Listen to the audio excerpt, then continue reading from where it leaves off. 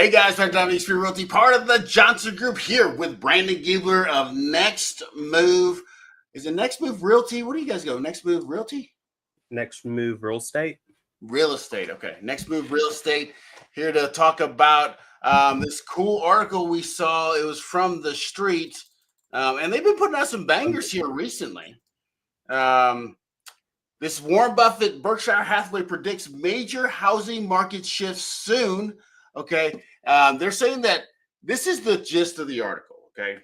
The article is basically saying that baby boomers are about to downsize their homes, dump a bunch of their homes onto the market, and then start sweeping up all the first-time home buyer homes. Very interesting article. We have it down below in the description if you want to read the whole thing yourself. But if baby boomers do this, Brandon, how do you think that's going to affect the Savannah market?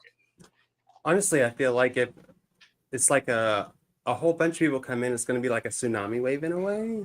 So it's going to create a lot of competition. And so you might not get your price point that you're wanting. So I wouldn't think that it's a great idea. But honestly, the market in Savannah, we have a lot of retirees and investors and whatnot that's happening here.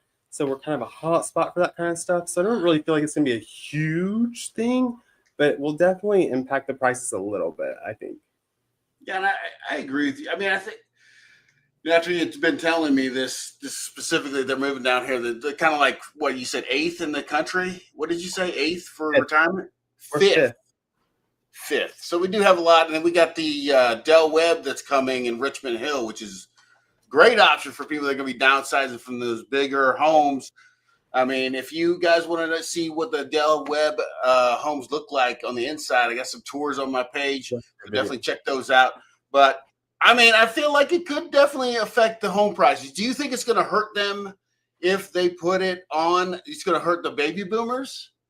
I think it's going to make them not get their price that they want if it's such a huge influx of inventory. But I don't think it's going to really create such a crazy change for, first-time home buyers. It'll put a little dent for sure, but I don't think it's going to annihilate the first-time home buyers category. Okay. All right. Well, let's see what else the article says. All right. So the article states that first-time home buyers have struggled with housing market over the last few years as affordability has worsened and supply of available homes have dwindled. Right here, you see these are the median home sales prices.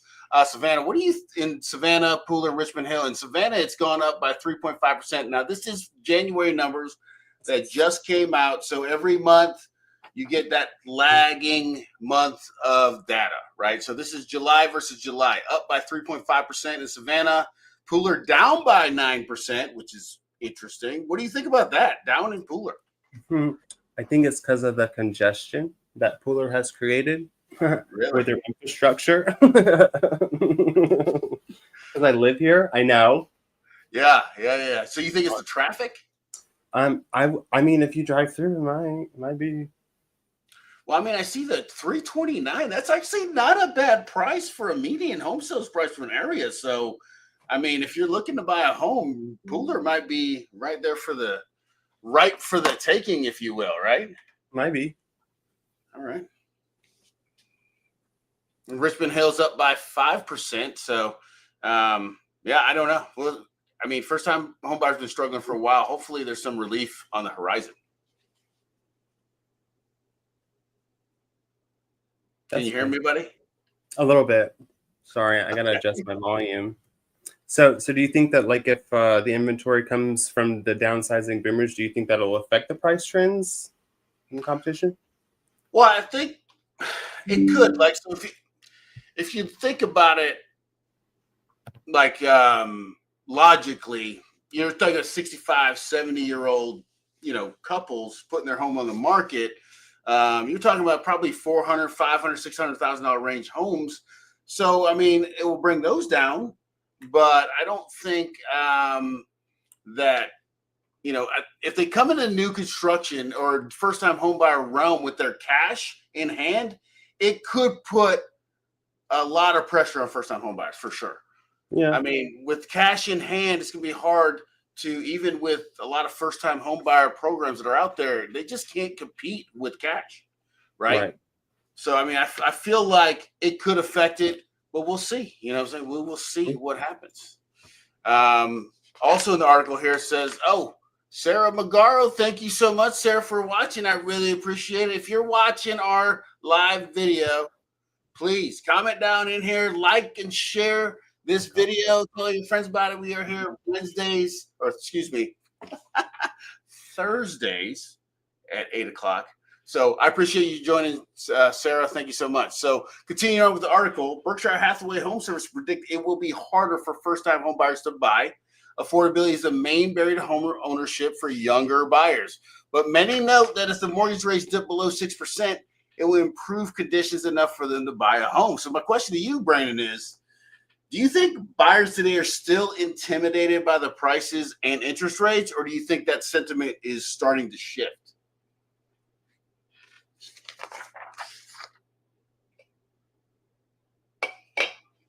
I can't hear you, buddy. Oh, sorry. The sentiment has definitely changed for sure. I would say that the buyers are definitely feeling a little bit of the pressure. I mean, high mortgage rates, high prices. I mean, it all is pretty intimidating. But I think it's starting to shift, and a little bit of optimism is coming to the market. So I think it's positive. I'm going to say it's going to be positive.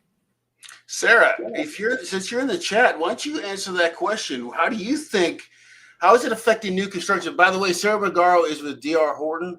How is it affecting you guys? Please type it in the chat. Sponsored by DR Horton. Sponsored by DR Horton. I'm pushing all first-time home buyers to new construction, Brandon. Yeah. It makes sense. They got the interest rates. Help. I mean, they don't have cash. They don't have, a lot of times they don't have the income to afford these homes at these prices. So, I mean, I don't know. All right. So here's a snapshot of the race. So I went to Freddie Mac. I took all the data all the way from 2008 because I knew during the great financial crisis, that's when they corrected all the, they artificially held those rates down after that crisis to get the economy working, but they manipulated too hard, I feel like. What do you think? I mean, look at these rates down I think the historical average is 7%. And look at these rates from 2009. Right. Other than 2008 and 22, everything's underneath the line. So right.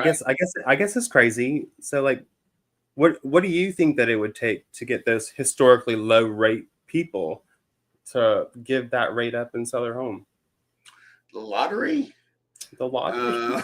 Or buying new construction.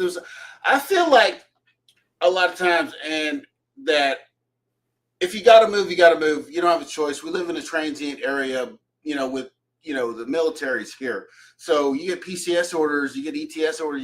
You're getting out. You're going to move. You're going to put your home on the market. Of course, if you're going to do that, give me or Brandon a call. We definitely help you out and price it correctly. We got Jake from Fairway Mortgage on here coming up. He's going to talk about another strategy you can employ. So I feel like, stay tuned, don't leave. But I feel like if you got to move, they're going to move. But it would be very difficult. I just want to give you an example. Yep. This is a real example. Okay, this is my house. So look at your stats. But Sarah, they're seeing a little bit of a slowdown. But they're offering some great rates. Overall traffic is just a little low. I think a lot of people are hesitant because of the market rates. And right. Megan said, love this information. This is great. Oh, thank you, Megan, for commenting. I really, really appreciate it. And Sarah said what they need are savvy agents like you guys, like us. Thank you, let Sarah. them know it is possible to buy in this market with builder rates that are making it affordable. Right, Go ahead, right. Horton. But like I said, there's also another strategy, and then Jake's going to be talking about that. So I'm excited to have Jake on here. And Jake is a longtime contributor to our live videos, so super excited to have him on here. But I'm going to give you an example of my home. And before I do that, I kind of just want to show you something real quick. So check this out. All right. Mm-hmm. All right. So when you talk about when I bought my home, this is October of 21. Look at the difference in prices. You're talking about $258 in Savannah. Now it's $375. You're talking about $300,000 in Pooler. Now it's $329, which is actually not bad. And when you talk about Richmond Hill, holy cow, $133,000 increase since 2021 October, right? So I'm just going to average it out. I'm going to say, hey, look, for math's sake, we're just going to say we'll just add $100,000 to the price I bought my home for calculation's sake. Okay, so I use the Mortgage News Daily calculator, and I'll have a link to that down in my description if you guys need it, or you get a hold of Jake. He can do this for you without you even doing anything.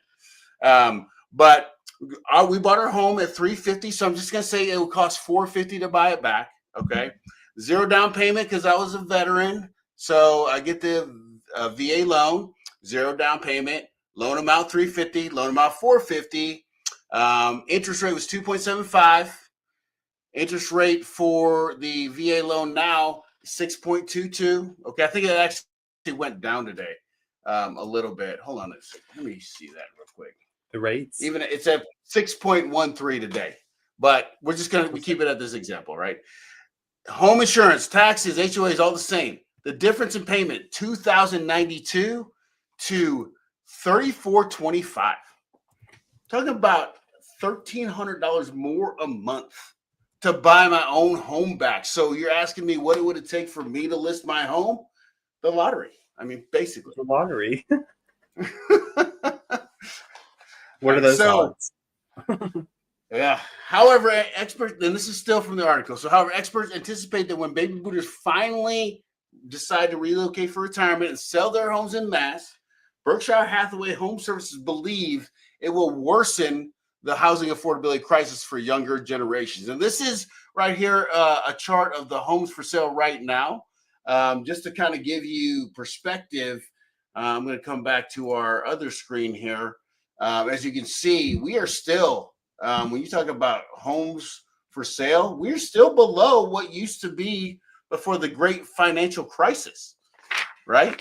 So, right. I mean, if this does happen, Brandon, and inventory rises, what should buyers and sellers be doing now to prepare? So, great question. But Megan put a comment in there. Richmond Hill, that's where I live. We thought about selling, but our question was, where do we go? Any ideas how people in the situation would think or what they could do? Well, I would say if it depends on what you're gonna, when you sell your home, what you list your price at. I don't know what they bought the home at. There's a lot of what ifs here, right? So I don't know what the equity is going to be. I would say if you got to sell your home and you want to move somewhere in Bloomingdale, I would say what Hinesville's got a lot of great prices, right? I feel like Pooler, we just saw the home prices are going down, so Pooler might still be a good option right there. But like I said, it all is really dependent upon how much equity you get back. What do you think, Brandon? It's super situational. I mean, we don't know the equity that you have in the house. We don't know the commute that you're trying to stay within. So it's going to be a lot of like, we've got to see it in person and kind of figure that out and kind of get those probing questions out there to figure out what would we do. So like, it's something like, give us a call. Like, we're happy to meet up with you and come look at the house and see Absolutely. What we can do to help you. So that's one of the things. Because there's no one size fit all solution for everybody, right? Right. But back to your question, like what advice I'd give to buyers is position yourself to act fast. So I even told my sister this. She asked me like, what should I do? And I was like, so since you're debatable with your score and all that income and whatnot, just go ahead and get pre-approved. Like reach out to a lender and talk to them, kind of see what your options could be. Because if you don't know, then you don't know. So it's really important that you actually like get in there and talk to a lender. Don't be worried about, I don't know this person, I'm going to talk to them and tell them personal information. It's important and it's fine. And that's what they do. But like, they're here to help you just like we are. Advisors, right? Right. And of course, on top of that, the whole thing is to understand your budget. Like, what can you afford? What do you want to afford? Like, you got to take into consideration like taxes, insurance, maintenance, like all these things. Like you kind of got to know what you can afford monthly, because house poor is not cute for anybody. Nobody wants to be house poor. And then, well, not to mention that, I mean, you look at car payments these days. I mean, even the car market is crazy right now. So I can imagine having a brand new car payment and a house payment. I mean, that is a lot of money just out the rip. off the cuff. So like it's really important. You want to know your budget. That's super important. That's where you get the lender information from. And then after the lender, like I would go ahead and get your go list. What neighborhoods do you want to be in? What are your non-negotiables? What do you need? And what do you want? Need and want. So it's kind of important. Like you might want a big backyard with a screen and porch, but you might not get that in the house that's more convenient for you in the way that you live your life. So that's kind of important. Speaking to first-time home buyers, right? Like you got to start off. You're going to not be everything you want. I mean, you kind of like. I remember our first home, which my wife, she got frustrated with me. I was like a bulldozer and looking at homes. I was dumb. I was a soldier. I was super impatient. I knew what I was talking about. I didn't listen to nobody, as you could probably imagine. And then we ended up with a house my wife hated, and I heard about it the entire time we lived in there. And still to this day, I get to hear about it. So it's sometimes you're going to, in the beginning, you just have to, just like anything else, you start from the bottom and you're going to get, what you can get, and then build that equity in your home. So when it's time to sell and move up, hopefully the baby boomers brought all those prices way down so you can get into their houses. Right. It's a little switcheroo. Right. It's a 2-on-1 player swing. Yeah, there you go. I love. So what are you telling buyers right now? So what I'm telling buyers right now is sellers. Well, I got buyers a little bit. Oh, okay. I've just a little bit more. So buyers, you need to really pay attention to the market. So even if you have no idea what you're looking at or what does this number mean, that's what we're here for. Like we're here to advocate and advise and educate you so that you're not making a bad decision, with this being the biggest decision of your life or one of them. Like a house is huge. Right. So tracking the days on the market, the price reductions that are happening in the area, the new listings coming on the market every day. Like, and if you have no idea, we're bringing that all to you right now. Right. Look at that. Right. I mean, so if you have no idea you have no idea what it means, like that's what we're here for. So, I mean, every Thursday at 8:00, we're here to really educate you and help you when it comes to understanding the market. So, the best jump time for you. It's like jumping out of a plane. If you're new, you gotta be like, okay, go. But if you're not, then you might feel a little bit more comfortable, but might be a little rusty. I don't know. But my last thing for buyers is get comfortable with the process, because the buying process, it's like a roller coaster. So you got to have someone that understands you and how to explain that to you, that in a way that you're going to understand that. So definitely keeping up with the process, what it all entails, what you need to have saved up, what to look forward to. The expectations being set is crucial when it comes to the process of buying a home. It's not as easy as you might think, and you're like, Zillow, hey, I don't need an agent, perfect. And then you're ripped off because you went with this estimate, and they're usually off. But well, they lost a lot of money with their own Zestimates. I think they took a break on Zestimates. Thank God. Thank God. That was you know how awful it is trying to compete with the Zillow's estimate? Well, Zillow says, okay, well, Zillow's not here to tell you what's wrong and what's right with your house. So it's fine. Zillow's good. Sort of. So what about sellers? What are you telling them? So for sellers, I'm telling them, go ahead and get the home ready now. Like, go ahead. Once the market gets a little crazy, like you're going to end up getting more competition in the area. So go ahead and get your stuff done now. So if you think you got to sell in the next 3 to 6 months or something, go ahead and start, the deep clean, the decluttering, the talking to a lender to see that, do you need to sell this house in order to buy? Or are you good? Do you got enough going on? Or, and just kind of be ready for that shift, because jump time is jump time. You miss your jump time, then you might end up in the ocean and drown. I didn't jump out of I'll tell you that the competition has heated up. I mean, it's not. I mean, we're not to pre-pandemic level of inventory yet, and then during that time, I would tell you pre-pandemic levels. I'm going to put this back on the screen real quick.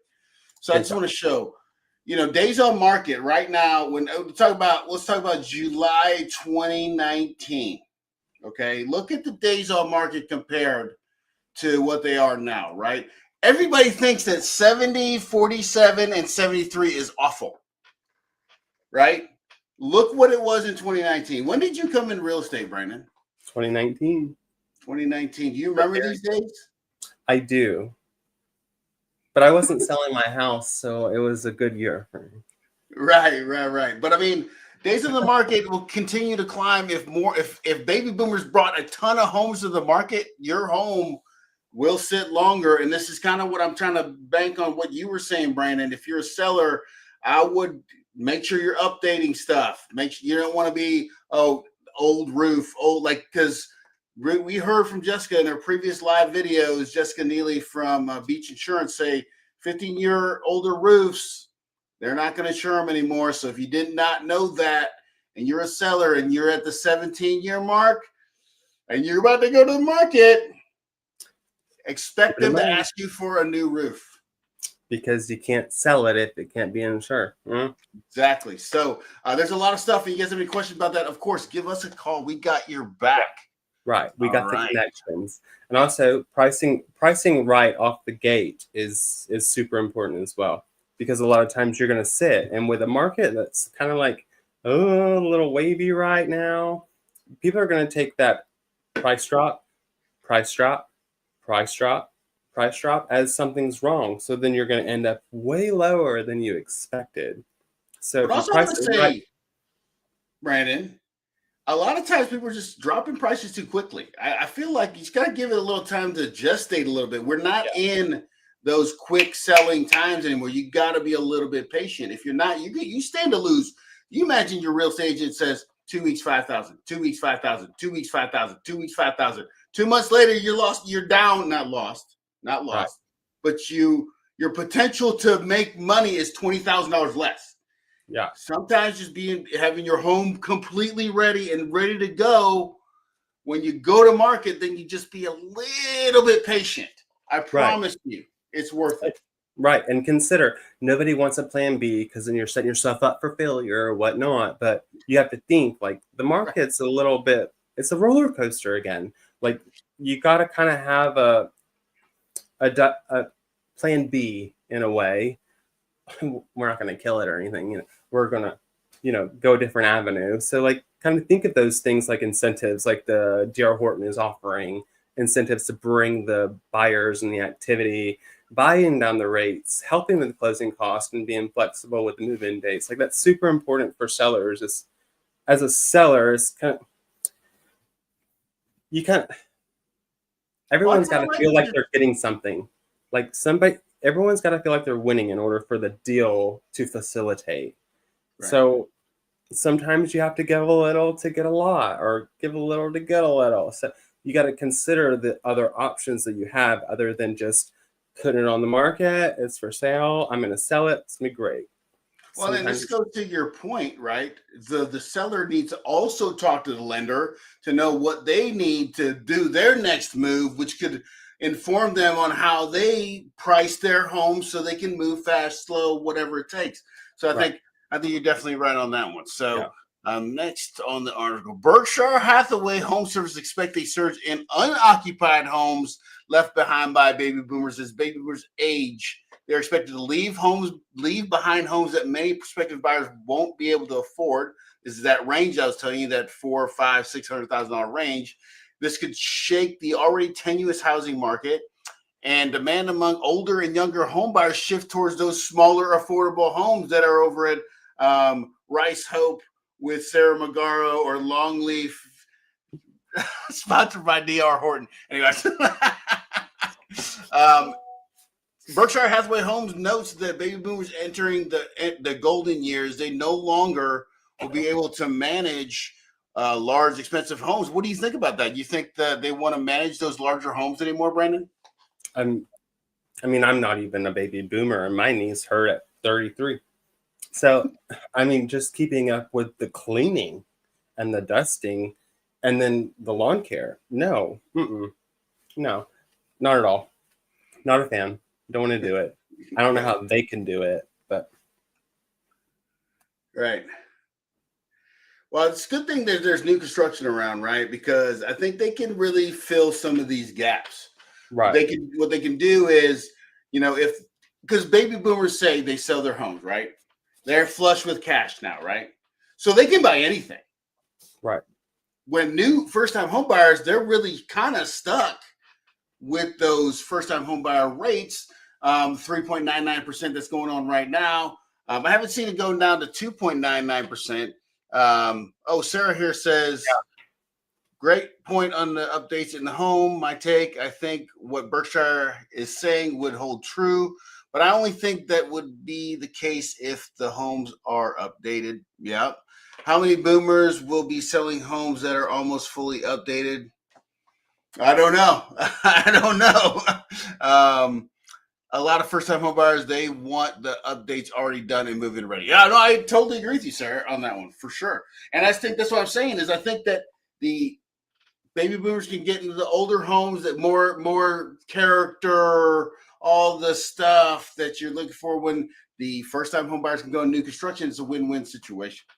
So, I agree. but now we're going to give you another way to potentially buy a home with your first-time home buyer. We're going to have Jake Ellison come to the stage here. Jake, hold on. Let me remove this. There we go. Jake Ellison from Fairway Mortgage. Thank you so much for joining us, man. I really appreciate it. Yeah, guys. Thanks for having me on. So let me ask you a question, Jake. Tell us about Fairway Mortgage. You guys got any special programs for these first-time home buyers that need some help? Yeah, we do have some down payment assistance programs with Fairway that we've been using lately. And then just your normal VA, FHA, and USDA loans that we've been seeing. But all the same programs that you'll see nationwide, we can offer most of them. Okay. All right. And so for those that haven't heard of a assumable loan, can you just illuminate to the audience what is the process, or what is an assumable loan? Yeah, so on its basic level, an assumable mortgage is essentially where a buyer steps into a seller's mortgage and continues on with that mortgage from the point they're at. So with that, if a seller has already been 5 years into a 30-year mortgage, they've got 25 years left. When the buyer goes into that, they're assuming that loan with 25 years remaining. Also with that, they're going to maintain the seller's interest rate, their balance, and as well as the entire term. So everything is set up where they hop in and just take over the loan essentially. Brandon, do you think that strategy for home buyers is a good one to employ? I mean, I think it's a good option. If you got the money, it's going to be helpful. If you don't, then maybe not. But I think it's a good question to at least ask. Right. And I think it's good. You, right, Jake? What's that? So if you're counseling a home buyer, you can answer these questions for them, right? Yeah, absolutely. And Brandon brought up a pretty good point about if they have the cash for this. So if you're doing an assumable mortgage, like the point would be as a buyer to get a mortgage rate that's lower than our current rates, right? Right. So like right now we're sitting at let's call it VA, we're low sixes right now. You come into the market to buy and you find a house happens to be 3%, for example. It's a great deal. Let's hop on it, and everyone's going to be like immediately like, I want that mortgage, right? But that's leaving one factor out is how long has this seller owned that house and how much equity do they have on that house? Because sellers are not going to give away that equity. So the cash Brandon's talking about here, guys, is what's owed on the house right now versus the actual value of the house. That has to be covered by the buyer. So if there's $100,000 in equity, that has to come from somewhere. It's negotiated in your price, but whatever's left, you as a buyer have to cover. And it's generally covered by cash or some reserves that you have in accounts of yours. So that's the cash Brandon's talking about. So you can't get a loan for the rest of the balance. Is that correct? So it is possible on some loans, and it's going to determine based off the servicer of the loan that you're working through. And then if you get that second loan, for example, maybe you were fine with the payments for that $300,000 house at 3%. But if you tack on that second loan and you're paying the $100,000 down, are you qualified for both of those loans, that extra second loan of the $100,000 at the current rate? So now it changes the amount of house you can afford. Right. Because you gotta qualify for both. But of course, so is it like an aggregate of both? Like the payments would be both payments combined? Is that what you're kind of saying? To count for your debt to income ratio and see if you actually qualify for the financing and ability to repay. And that's still a good option, I think. Yes, it is an option if it's affordable for you. Also with like assumable loan, like you're not shopping for mortgage companies and working with whoever you want with it. I don't want to use the word stuck, but you're obligated to go through the seller's loan servicer. Right. When you do these assumption loans. So does that make a difference if you're if it's a VA loan but you're not a veteran? Can you assume? So what loans are assumable? It's generally going to be your government-backed loans, which are your VA loans, FHA, and USDA loans. Your question about VA, do you have to be a veteran or have a certificate of eligibility to assume a VA loan? The answer is no, is a short answer. But the more detailed answer is if you had a seller who was a veteran, had a VA loan, and you're representing them, I would caution them on allowing a non-VA or someone who could get their own VA loan to assume their loan. Reason being is their VA loan and entitlement will be tied up on that property because they're handing it to a non-vet. Versus if a vet who's eligible gets it, it would transfer to VA to their entitlement, and you can get yours established back and use it for yourself. So there's a layer of risk if you handed it over to somebody else. I kind of had that run-in. I had a VA seller, and we were kind of talking about the assumable loans, but doesn't the VA have like a bracket of like a cap for their sales price? Yeah, so there's an entitlement cap, a guaranteed amount, but as long as a lender that you're going through will accept the risk for the loan, you can still get the loans. Okay. So let me ask you this, Jake. Is the process more rigorous, or is it the same process for the buyer? If, say, the lender's like, okay, we're cool with it, the seller's cool with it, is it a more rigorous process for the buyer?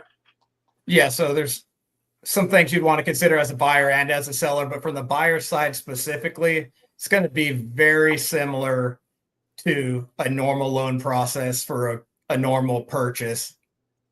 Because they have to verify your credit, your income, assets, as well as your ability to repay with the debt to income ratio. So very similar on that aspect, minus some timelines. They could be a little bit longer for a VA assumption.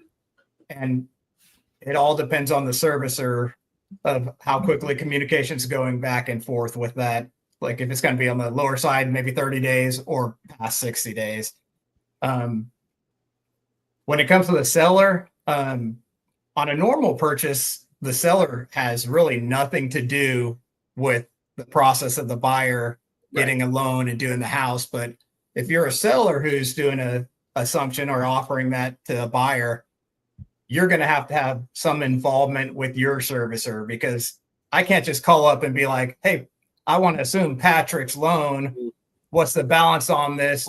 Can I get approved for this? So the seller would have to communicate to their loan servicer of who's going to assume their loan. Can you run their credit, do the process? So there's a lot more involvement from the seller. So you guys as agents would need to coach them, mentor them, and give them some realistic expectations, both on the seller side and buyer side when it comes to assumable mortgages. Okay.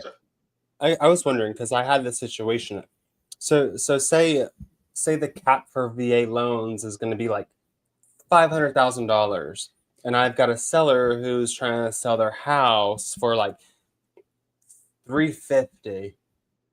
Like if she does the assumable loan type thing for her buyer, is that 350 already spoken for on the VA side? So she only has what's left to purchase a new home in order. Okay. Are you talking about a VA buyer assuming the loan or a non-VA buyer? A non-VA buyer. Okay. So that is the big thing. So that portion of their VA entitlement is totally tied up. So Spoken for. when they go to the purchase of next place because they PCS, for example, they're going to have a harder time buying a house to the value that they would have been if they had their full entitlement back. Okay. So I And gave the right it advice. doesn't affect their debt to income ratio or anything like that, but it's just the entitlement itself, because the buyer that's assuming it's not a VA, they can't suck up that eligibility for the one that's selling it. So that really, unless what I think people have said, if you have kids, maybe you would do something like that, but with like a stranger, definitely not doing that. Right? Yeah. Would you advise against that, Jake? Yeah. So in most scenarios, I would advise against that, and I would mentor my sellers. This would be the worst case scenario for a loan assumption for you, would be a non-VA borrower. Your entitlement will be tied up. With that, it limits their purchasing power in the future when they move to their next place, as well as could have some negative impacts on their VA loan if that assumer defaults on the loan.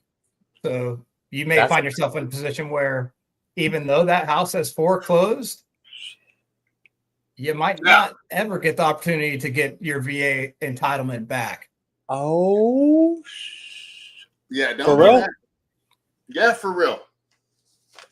So if Joe Schmo just lost my $350,000, like it's just gone, like I lost my ring in the ocean. Yeah, it's not exactly like losing money out of your bank like that. It's losing the ability to have the benefit of a VA loan in the future for your next house. So don't do that. So don't. All right, let me ask you this, Jake. We got a lot of solar panel stuff going on. I don't know if you see that, or maybe the seller has a HELOC on their home. Can you, as a buyer, just assume the primary home or the primary mortgage? How does that work if the seller has a HELOC? Yeah, so each loan type is a little bit different when it comes to the solar panels. In general, they're going to want the solar panels paid off in general before it transfers service, or for the borrower to get a different loan, which would be like a second loan on top for the panels. Complicates the process a little bit there. And most times if the solar panels are not paid off, it doesn't really benefit either party during the transaction. I had one of those too. Yeah. Well, what about the HELOC then? I'm not 100%. Have to be paid off before. Like, I would imagine if you're selling the home, the HELOC is tied to the home. If he's selling it, could he sell it and use that to pay the HELOC?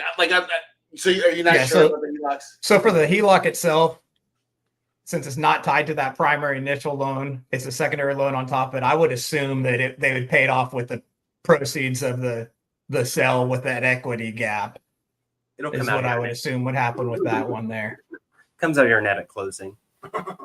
Yeah. So, Brandon, you got any more questions for Jake about assumable loans? No, the only questions I had were answered because I had that situation before. I had the VA assumable, and then, of course, the solar panels one too. So those are all the ones that I have. So, Jake, is there anything we need to know about assumable loans that we did not discuss? Yeah, I think I'll say just a couple quick points here. in some scenarios, assumable is the way to go. I recently had a client who was pre-approved. They found assumable mortgage. They went with that. They had the funds to put down for the gap, and it worked out perfect for them. And I wouldn't, if I had a client come in and wanted to do it, you can't talk them off that because the deal is so much better if they fit the scenario for it, right? But the power you get if you did get that, an example here is a $300,000 house at 3% versus 6%. It's about $500 a month. That's $6,000 a year, or in the life of the loan, almost $200,000 somebody could save by doing that. So I will say, if you could get a assumable mortgage and you have the funds for it, great deal. Do it. If it meets your criteria there for what you're looking for. One point I want to say is, if you guys as realtors are working with sellers for this, do the homework, contact their servicer, ask if the loan is indeed assumable, find out what you think that equity gap is so you have an idea when you're talking. But when you're advertising it, make it clear in your listing, 3.7% assumable, 2.75% assumable mortgage. And if you're lucky enough to have a seller for a buyer to advertise, you're lucky enough to have someone selling who doesn't have a massive amount of equity. And some people might not have that because they refinanced when the rates went down, right? Yeah. So they could have a very nice rate with a little bit of equity. Advertise only $20,000 gap. And you're going to huge. So you see that on a listing saying 3% interest rate, $25,000 equity gap. That house is selling. It's not sitting on the market. You know what I mean? Right. Just market it the right way, and then make sure you're talking to both buyers and sellers for realistic expectations on the timing of this, the process of both of them working. It's a little bit different than a straight purchase. It's all about setting the expectations. Absolutely. And if they want to, I want to say, Jake, thank you for coming on. And if someone wants to get a hold of you, what is your phone number?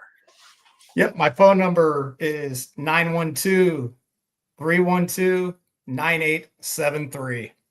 All right. And you saw me and Brandon's QR codes. I hope you guys scanned. You guys had plenty of time. And I just want to say thank everybody for commenting on the post, liking. If you haven't liked and shared yet, please like on YouTube, Facebook, whatever platform you're watching this on. Thank you, Tommy, for joining. I really appreciate it. Proper expectations is key. I agree. Thank you, Jake, for coming on and explaining assumable loans. I really appreciate it. I look forward to the next time you come on. Brandon, as always, thank you for being awesome, as you always are. And thank you guys for watching. I really appreciate it. I'll talk to you guys soon. Bye.